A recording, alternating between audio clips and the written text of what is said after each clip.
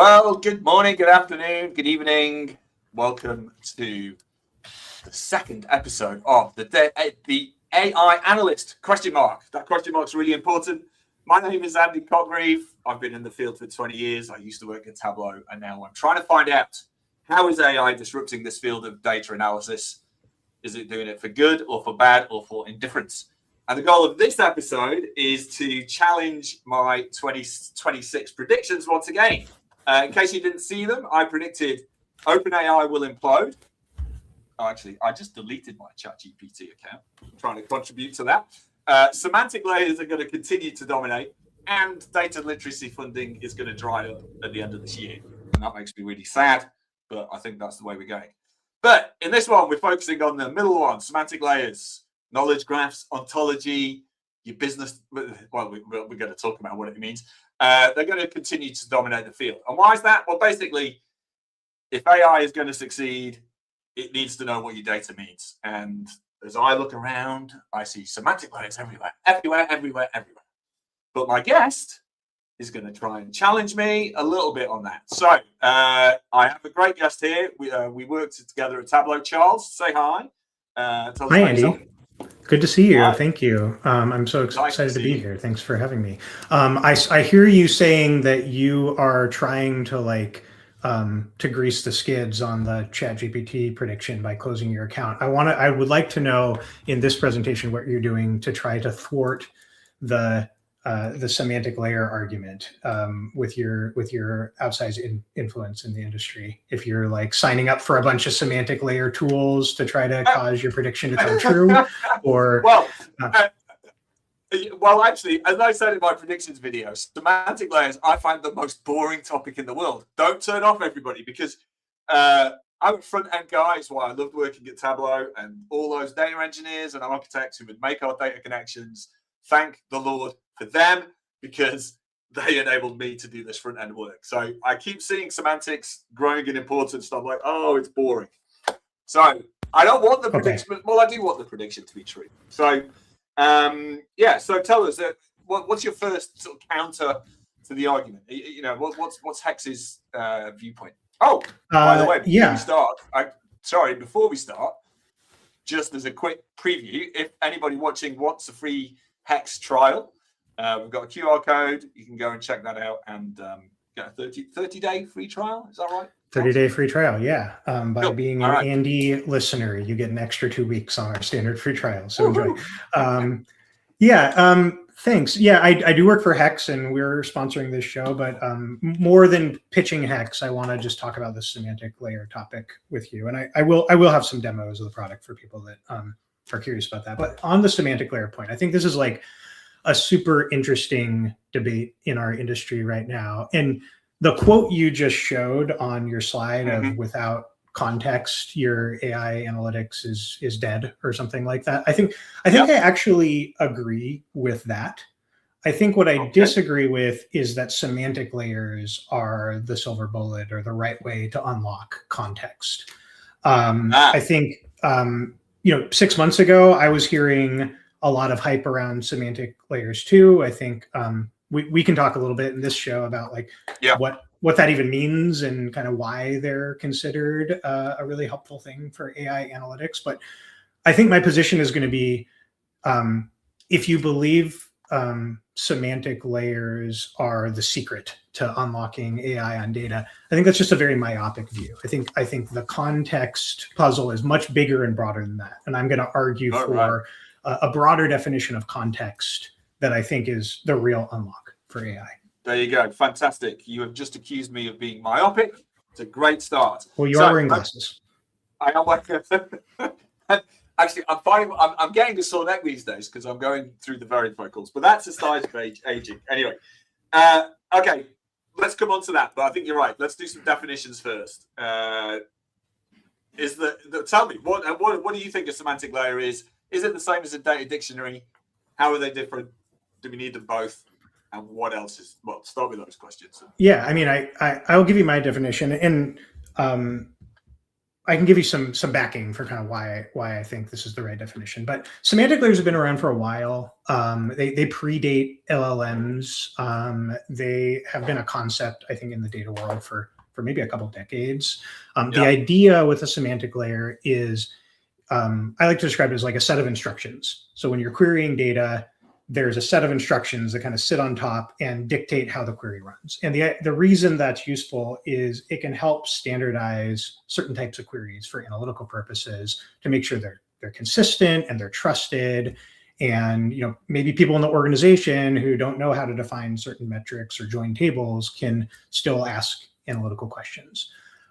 So that's kind of the kind of broad definition. I would say they had sort of a moment about 10 years ago when Looker hit the scene. I think Looker was the first like BI vendor that, at least in the last decade or so, that has really made a big deal about a semantic layer. And they did that by creating these markup files where you could basically structure how SQL is going to run. And they did that for things like defining business rules and queries.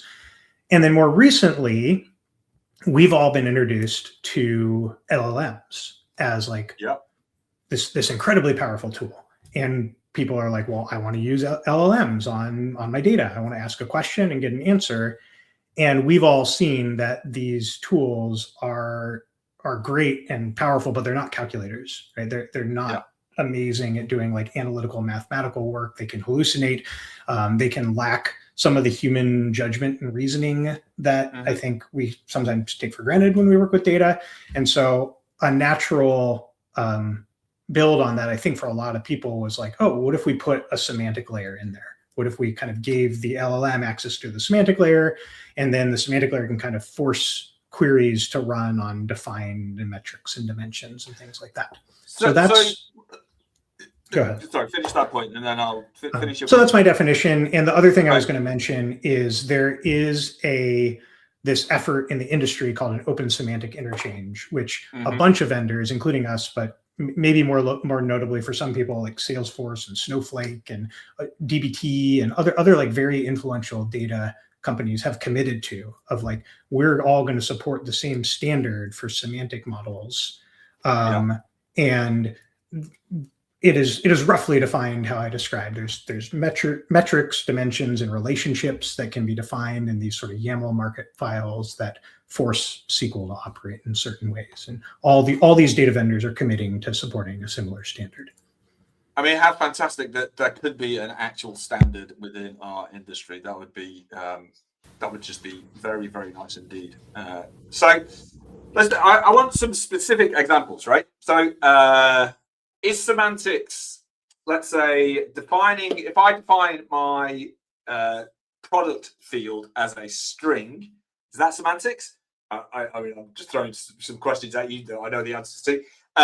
Or if I define an active users calculation, is that semantics? Yeah, I mean, I think this is where you get into some areas where the definitions could potentially live in different places. I think the first example of like what data type I have is typically thought of more as like a metadata thing, something that you might define in the database. And that's because data type definitions are not really business rules. They're kind of the same every time. They could be defined in a semantic layer, I guess, but I think the semantic layer, the point of it is more the latter thing that you said, like a calculation. There's a metric that my organization uses that needs to be defined the same way every time. There's logic and math that's part of that definition, and data might be aggregated differently depending on how I'm dimensionalizing my question, and those are things that like make a lot of sense to define in a semantic layer, as opposed to like the database metadata. Pre-AI, why was semantic layers important? I think primarily for consistency and governance for self-serve. You've got a tool like Andy and I both worked at Tableau, and Tableau is this incredibly rich visualization tool, right? But one of the common problems that you and I would always hear about when we talk to customers was like, someone's going to try to compute my product, adoption rate, and they're going to do it wrong. And then I'm going to have a dashboard that has the wrong metric in it, and people are going to make decisions on that dashboard. And it's just going to have this compounding impact where everyone is misinformed and the world ends. And a semantic layer, if you could force that analyst to always use the trusted definition of that metric, then you could avoid that. So that's useful for self-serve. It's useful for the data team being able to control like highly sensitive metrics and govern kind of how people are getting insights from data. Yeah. And we spent, we've both been in the field nearly 20 years trying to get people to agree on the single source of facts that they're going to use. Now we've got AIs as well as confused and fast-moving humans. Are we going to solve the problem? I don't know. All right. So let's move on to the next bit then. So you said I'm myopic with my one-sentence prediction that semantic layers will continue to grow. So what am I missing that are providing? Well, I think you can find scenarios where semantic models are actually like very limiting for the exact use case they're designed to help with. So actually, if you don't mind, Andy, I'd love to show you a little bit of kind of how we're thinking about this at Hex. There you are. So first of all, this is a semantic model. So just to kind of give you a view of kind of how we define it, as you mentioned, we were looking at the open semantic interchange thing. There's kind of three different parts. There's metrics, dimensions, and relationships. And here's our semantic model that's got metrics, dimensions. Maybe I'll click over here so you can see like there's sort of a dimension field, data types and descriptions, and then also relationships, like what other tables join into this so that we can analyze it. So that's very simply a semantic model. That's what it looks like in Hex. So now let's imagine a user asking a question of data. So, this is how we handle this in Hex. Like imagine a user says something like, what's the MQL conversion rate by segment and campaign type ?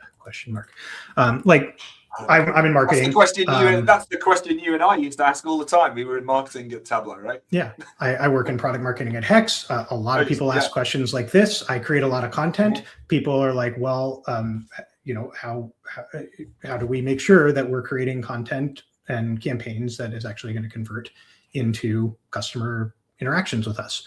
And you can see that we're using a semantic model. So Hex is programmed to first look and see if there's any semantic models that answer that question. And I asked that question because I happen to know that we have built that answer in a semantic model. You can even see the agent is saying like, oh yeah, I found a semantic model.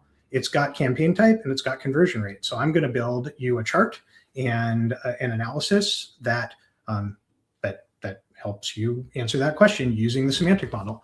And it takes a little bit of time here because we've designed our agent to be like kind of like deep thinking mode, so similar to how you might use like ChatGPT or Claude in deep thinking mode. It looks through a lot of different detail and tries to present like a thoughtful analysis. If this is a user view, could they in theory have access to hundreds of data sets here, and is Hex disambiguating the database based on the query as well? Yeah, so Hex is actually like, you can kind of look through the agent's thinking here. It's actually finding the right tables to go after for the analysis. Right. So it kind of used a bunch of keywords that I used to be like, okay, where does this exist in the database? And it found tables that might be relevant. You can see that some of these tables are endorsed.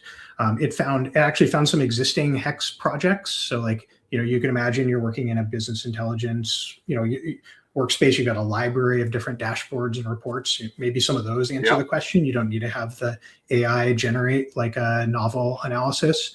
And then it found that semantic view to build analysis on. And it's done. It built me a chart. So here's my nice list of conversion rates by different content types. I get a little set of takeaways that kind of give me a nice overview of what's maybe interesting in this analysis. And I get a pivot table that gives me a little bit more detail. And it even says, there's actually a dashboard you can look at if you want to dig into this further. So that's an example of where semantic layers are really helpful. Now, what I didn't show you beforehand is the work the data team had to do to build the semantic model. The data team had to be like, oh, someone might ask a question about MQL conversion rate at some point, and they might want to see it broken down by campaign type and segment. And so I need to build all those things into my semantic model so that when someone has a question, the tool is ready to support them. Like the data team had to like envision that I had that question before I even started. Yeah. And I think that's my issue with semantic layers, is like, if you really want to support self-serve, and that's where a lot of these questions come from. And like when people are thinking about LLMs on data, they're thinking, oh, we can give everyone the ability to ask questions of data. We don't need to build stuff for them. Well, if you have to build a semantic layer first, you're building stuff for them. You're not really giving them self-serve. That's so we've got a really long comment from Toby, who's at Rig, who data context, but he says, they work brilliantly for 20% of the big hitter data questions, but capturing the full context of the warehouse and business logic is a huge context and ontology challenge that needs specialized processes. Is that something, is that what you're getting at here as well? That you can design the layer to do what the anticipated questions, but then there's the real world of somebody asking new questions all the time. Is that? Yes, absolutely. Very, very eloquently said by Toby. Thank you, Toby. Yes, I do think you're absolutely right that semantic layers often work for the big hitter questions, the questions that you know people in your organization are going to ask, and probably ask across different business units and teams and reports. But there's a whole bunch of other questions. We often say this line at Hex is like, there's an infinite demand for insight. You're never going to stop asking questions of data, and once you get an answer, you're going to have new questions. And it would be unfair and impossible to ask a data team to prepare all of that.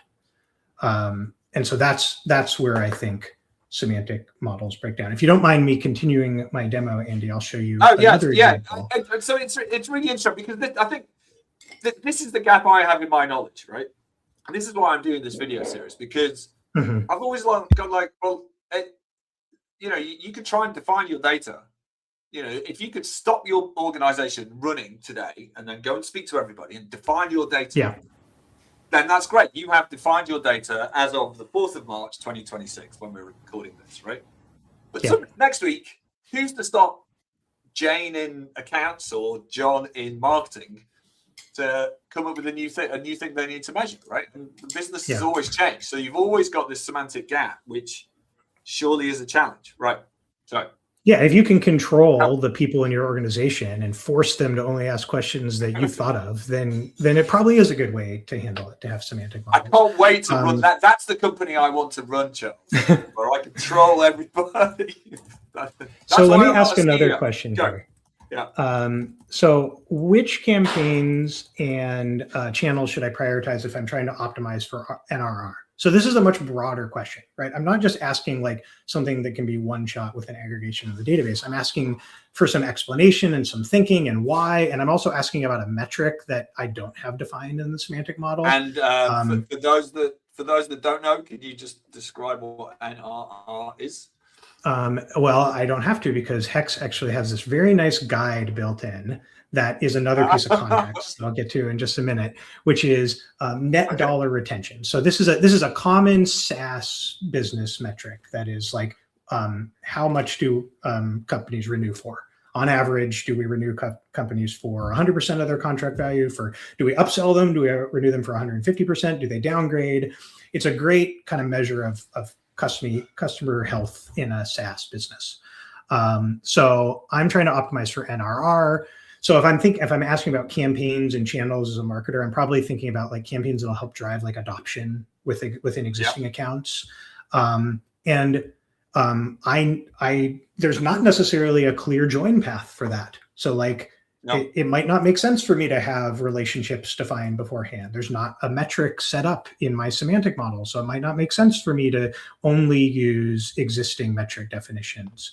And you can see the agent is performing a little bit more thoughtful analysis here. It's saying, well, there isn't a semantic model that has this defined. So I'm going to have to kind of come up with a way of computing this. I'm going to have to look at a few different tables and kind of figure out where that information might live. And then I will, and it actually found a place where it wants to do a join, where it's like, I'm going to join these tables here. Because I think that's probably the right way based on my search of what's in the database descriptions and what's in this guide. Those are other pieces of context, like any database context, descriptions, metadata, any rules you give the agent. Those are things that like don't live in that semantic layer definition that has been established by the OSI, but are useful for agents. And then it'll create analysis based on that. All right. Okay, this is incredible. Just scroll back to the top of this. Sure. So the first pressing question is, why is NRR not NDR? That's clearly the most important question if it's dollar retention. Anyway, but is it net revenue? Yeah, some people say NRR revenue retention. Actually, the guide said net dollar retention. Like you said, the agents are smart enough to kind of resolve those little conflicts. That's fine. And so, where did that guide come from? That guide is something we actually wrote and gave to Hex as context for the agent. Okay. So I'll show you a little bit more about how we handle that. Okay, but before we do that, just to recap what's happened here. So it's evolving the semantic model using its own intelligence, right? Is that's what you're showing here? Is that right? So we're not actually using the semantic model at all. Hex went and said, at first it did search for a model. It was like, does this exist in our semantic model? And it couldn't find anything. It could find ARR, it could find renewal date, it could find campaign names, but it couldn't find NDR and RR. So it actually said, okay, I need to come up with a way to compute that. So I'm going to figure out what tables I need to use, and then I'm going to come up with a computation that makes sense. It actually came up with a kind of a proxy computation saying, I'm going to use ARR and I'm going to use, land and expansion as kind of a factor in that, because NRR is kind of more based on renewal rates. And then it came up with what that metric looks like across different campaign channels. And it even came up with some suggestions, like here's the types of campaigns you might want to prioritize. Here's a little more detailed view of the evidence of why I thought that. And here's some recommendations. So that's an example of an agent operating not bound by what's in the semantic layer, but able to kind of make some of its own decisions with some direction from the user to be able to answer these more novel questions that might not already be built out by the data team. Interesting. Right. Okay. So, I mean, I'm looking forward to what the next step of this is, because as an analyst, I've just answered the question. I've just asked the question and I've got an answer, but potentially I've just gone rogue, right? Because what if Hex has got this wrong? So I'll leave that question there. Lan has also asked, can the semantic layer self-evolve to grow with usage? Can you ingest that type of questions? I think that's related to the question I've just asked as well. Yeah. Another question, which I think is a slight side one from Fabiano. How much do we think knowledge graphs add to semantic layers? Now, and you know what, Fabiano? This is a great question, because I couldn't quite tell you the difference between a knowledge graph and a semantic layer. That's why I'm doing this series, to find out questions like this that I need to get research on. Anyway, so the first thing there is, well, I've gone rogue as a user and created a new metric. And how can we ensure Hex has done this right? Yeah, I think that's like a totally fair question, and I think that's the reason a lot of folks are kind of defaulting toward semantic models kind of as the rule and not the exception in self-serve, is because they're worried about that. It's the top thing that we hear from our customers, is like, how can I be sure that when I use AI, I'm going to get accurate results? They're going to be consistent. They're going to be the same every time. They're not going to be just wrong. I think you hear a lot of horror stories when people start using AI and data where they got something that was just completely hallucinated and they made a decision based on it. All extremely fair questions. On a lot of the pieces of context that I kind of showed in this workflow help with that. So like the fact that we had a rules file, like a guide that was like, okay, the customer's asking about NRR. Here's some ways you could think about that. That's not a semantic model because it's not like specific metric definitions or table relationships. A little more of a free form thing. And it's almost like the analogy I like to use is like data teams have for years created documentation in the form of like how you could analyze a certain topic or data dictionaries for which fields to use that are like more freeform. They're not like enforced rules, but they're like helpful tips. It's like using rules files or guides with an agent are kind of like, what if people actually read your documentation? Because you can force the agent to actually read it and be like, okay, take these rules into account when you build my query. And that helps. It's not going to solve 100% of the problem, but it's going to help a lot. We can endorse data. So you saw in my first demo, when I looked at kind of the agent found some tables, some of the tables were endorsed. We can say, hey, make sure to use endorsed data. Like that's the data that the data team has said is valid for analyzing. And we think it's pretty high quality. And some of the tables in our data warehouse aren't endorsed. And you're kind of at your own risk if you analyze those. Agents can prioritize things like that. So by having this kind of broader view of context, agents can produce accurate results without everything having to be hard coded into a model. Now, I still think some people might challenge that, and so I want to show you a little bit more about how this might be sense checked, because I think a business user might use this technology or some similar technology and come up with an answer and might not be 100% sure if it's right. Is this the right way to look at NDR? Like I don't really have a super technical background. I don't know. So one of the things we've done in Hex is we've built this thread on top of our data science notebooks. So Hex has another surface for analyzing data that is a little bit more for technical users that actually will expose all the code and logic that the agent went through to come up with its analysis. So you can see here's the queries we ran, pretty complex case statement to kind of define NRR and what is a land and all these things you would need to kind of track renewal rate. And then here's the visualizations we came up with. And if you were a business user and you wanted someone to help you sense check and debug your analysis, you can expose your question to them and let them into this kind of more technical lens into the analysis, and they can actually go edit your queries and the agents in there too, so they can ask their own questions. You know, this has a full data science Python package under it. So if you wanted to like generate a machine learning model or a set of predictions based on it, the analyst could go kind of take this the next step further. And we think that's really important for trust when working with these data agents, is having an easy way of handing off to the data team so they can check your work. So that's another piece of it. And then does this business user who's asked that NRR question, do they have to proactively recognize that they've done something novel or outside the semantic layer and then prompt your data team, or can the data team also see that kind of query is happening? Yes. Thank you. Sort of monitor that system. Thank you for the leading question. So yes, that could be how it works. Is the business stakeholder that asks the question goes and calls their analyst friend and says, "Hey, can you check this for me?" But what we've also built in Hex, which I think this is the really cool part, I think to me, is we've built something called the Context Studio.